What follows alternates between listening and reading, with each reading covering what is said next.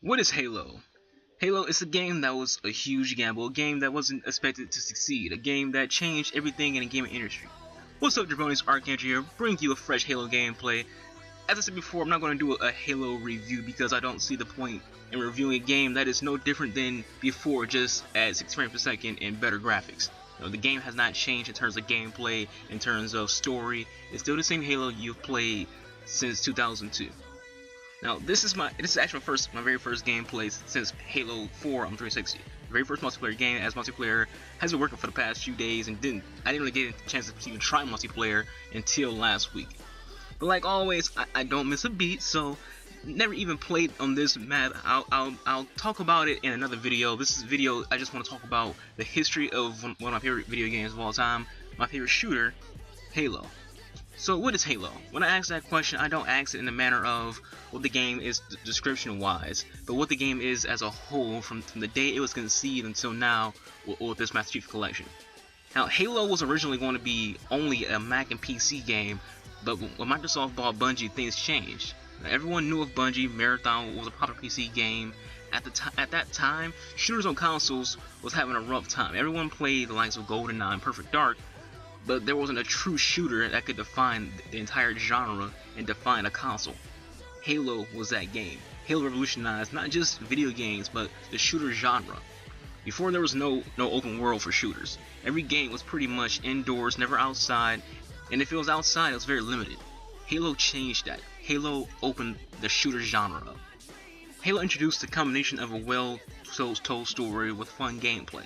Gamers don't know how much they owe to Halo. You might hate Halo, but a lot of things we have in gaming now was because of this series.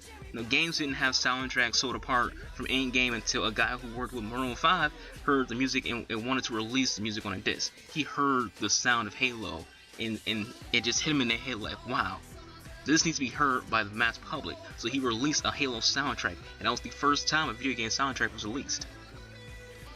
He wanted to start a company that only produced video game soundtracks. Then there was Halo 2. Halo Combat Evolved changed how we played shooters. Halo 2 changed how we played games. Halo 2 introduced Xbox Live. Nobody knew what online gaming was until this game, this skill-based competitive multiplayer. The success of Xbox Live is because of Halo 2. Halo was the first game to start massive opening nights. Video games were with long lines outside of stores. Halo introduced pro gaming. Tournaments started because of it. MLG started because of it. There were gaming networks on TV like G4 where their most viewed shows were TV shows that showed competitive Halo matches, like the show Arena. Master Chief is now a gaming icon with the ranks of Mario, Link, Sonic, and Pac-Man. These people play and enjoy this game and view it as a benchmark. Besides those names I mentioned, there is no one more recognizable than Master Chief. Now we can also throw in the chick from Metroid in there too for very recognizable game personality, gaming face. Halo is my favorite shooter and it's my second favorite game of all time. It's one of very few shooters out there that is still skill-based and competitive. Now it gives gamers like me everything we want in a video game. A well-told story, fun, immersive, engaging. Halo has a story that is Oscar-winning quality.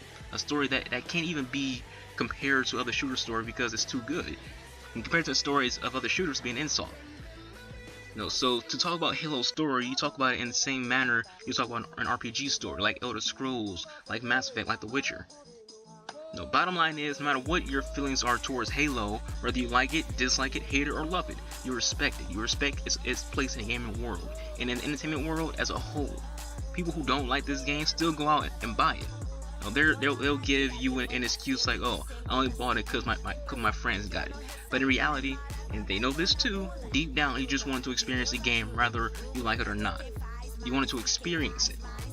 I could talk about this for days and for months. This video has run long enough, and we will surely continue this conversation in future Halo videos. To get a better understanding and perspective of what I'm trying to say in this video, I would say look up on YouTube the Halo Retrospective video and watch a Halo 2 documentary to learn the evolution of the franchise and its impact on the gaming industry. You can check out the Halo 2 documentary on the Xbox One, or you can probably find it on YouTube, who knows. But the Halo Retrospective video is on YouTube. I'll link that in the description so you can watch that. Like I said, you will learn so much about this game, about the history of Halo, and about the history of gaming in general, and watching those two documentaries. You understand how the media saw Halo, like how big of an impact this game had on the community.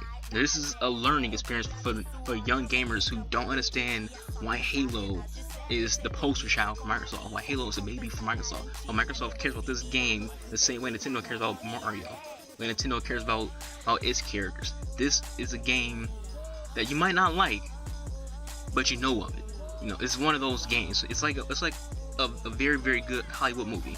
You might not like it, but you watched it and you talk to your friends about it. That's what Halo is. Now, to talk about the Halo, my experience with Halo is I played Halo since the very first game, back when it first came out for the Xbox original all those years ago. It was the very first game I owned. It was the very first multiplayer shooter I played outside of GoldenEye. I've only played 2 shooters in my lifetime leading up to Halo. GoldenEye, Perfect Dark, and then there was Halo. When Halo came out, that was the 3rd time I ever played a shooter, and I didn't know what I was getting into. You know, I was young, so I was more so just trying to have some fun with my cousin, more so than actually pay attention to what's going on in the video. Like I said before in my previous video, when you're young, you don't pay attention to the story and things like that. You pay attention to just the gameplay.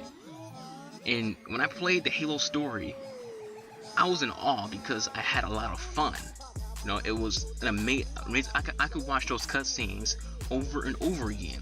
And that the Malta mission, the fun mission in Halo, is one of the best missions in video games. You know, it was so good that Bungie redid it in Halo 2, just to a lesser extent. You know, that feeling of driving the Warthog with a time limit, that feeling, that intense feeling of trying to get to the end of the game before dying. That feeling when you play Halo 1 on Legendary, you knew the impact of the game, and you knew, and when you beat it on Legendary, you felt good about it, because honestly, the Halo 1 Legendary is probably one of the harder Legendaries in the Halo franchise. Probably one of the harder story modes in gaming. Not the hardest, but one of. And then there's Halo 2, and you think to yourself, well, it's a sequel. It's not going to do as well as the first, but it did, and it captured that same feeling that I had with Halo 1. I played it when it first came out. On launch day, I'm sitting there like, wow, this game is really, really good. And then Xbox Live came out, and then a new breed of gaming pretty much started off Halo 2 alone. Then there was Halo 3. It took a step backwards in terms of multiplayer, but it wasn't bad. And the story got even better. Now, you would think that, okay, this is 3rd game. You can't possibly have another good story for a 3rd game. But it was better than Halo 2 story. And it was up there with Halo 1 story. And it was an amazing game.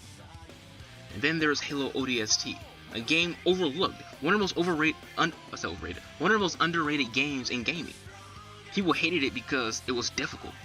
Halo ODST had the most difficult legendary mode in Halo. What made it so special? The ODST's personality was very unique and very different. It was something different from what you usually have in Halo.